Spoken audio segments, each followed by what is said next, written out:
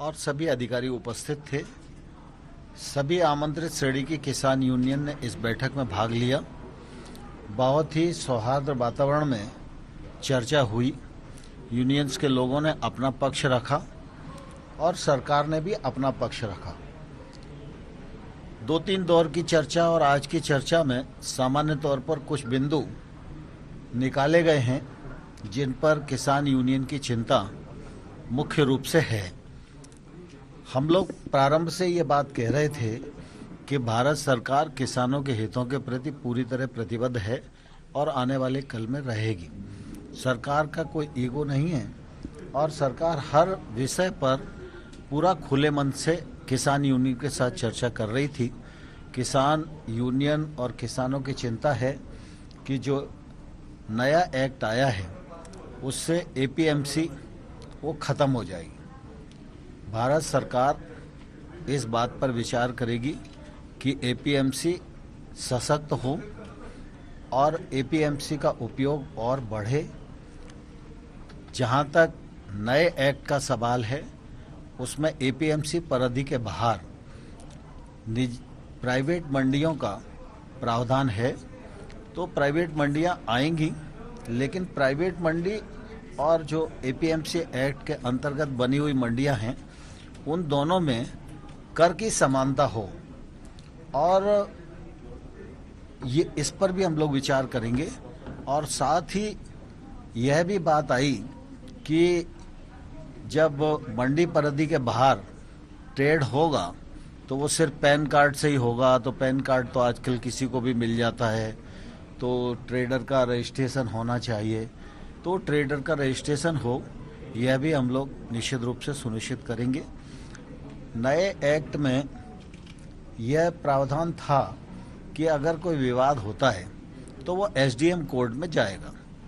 Union की चिंता है कि एसडीएम कोर्ट छोटा कोर्ट है और न्यायालय में उन्हें जाने की अनुमति होनी चाहिए। इस बात पर यूनियंस का काफ़ी बल था और इसलिए हम लोगों ने उस विषय को भी अलग से निकाला कि सरकार उस पर विचार करे कि एसडीएम कोर्ट रहे, न्यायालय रहे। इस दिशा में भी निश्चित रूप से हम लोग विचार करने के लिए पूरी तरह ओपन हैं। और साथ ही उन लोगों ने फराली के विषय में भी एक ऑर्डिनेंस है, उस पर भी उनकी शंका है, विद्युत एक्ट है, उस पर भी उनकी शंका है। इस दिशा में भी बातचीत की थी, तो इसमें भी सरकार पूरी तरह विचार करने के लिए ओपन है। और एक बात और चलाई जा रही है कि नए कानून के वजह से छोटे किसान की जो जमीन है उसको बड़े लोग हथिया लेंगे। वैसे तो एक्ट के जो प्रावधान हैं उसमें किसान को पूरी तरह सुरक्षा प्रदान की गई है।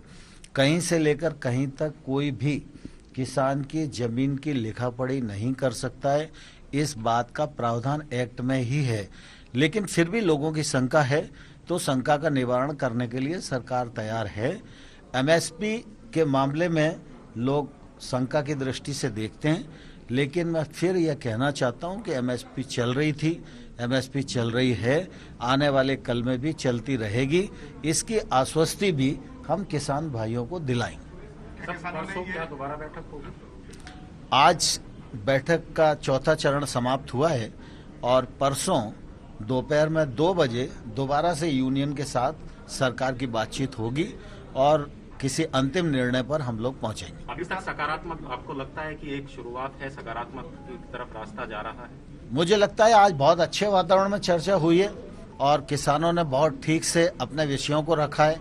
सरकार के पक्ष को किसान यूनियन ने पूरे संयम के साथ सुना है और उसके बाद जो बिंदु निकले हैं उन बिंदुओं पर हम सब लोगों की लगभग सहमति बनी है कि इन पर सरकार विचार करेगी।